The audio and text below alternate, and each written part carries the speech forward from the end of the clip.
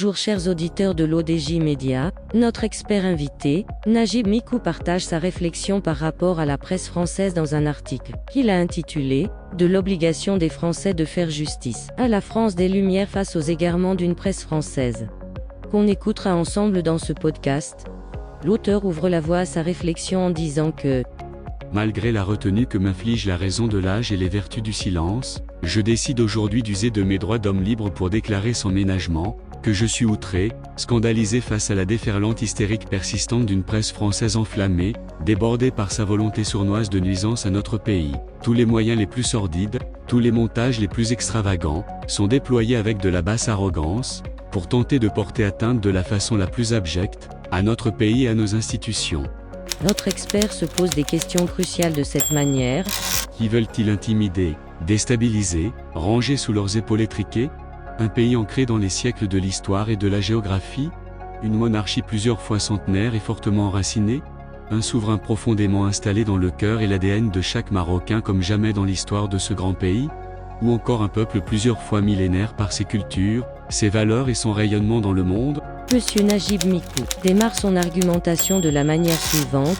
Bien plus que le devoir de respect obligé envers un État souverain, comme condition sine qua non de paix et de cohabitation entre les nations, bien plus que l'estime qui s'impose envers un pays modèle, qui impressionne le monde par son unité, sa stabilité, sa solidarité, sa générosité, sa cohésion, sa communion, sa sagesse, ses avancées et ses succès.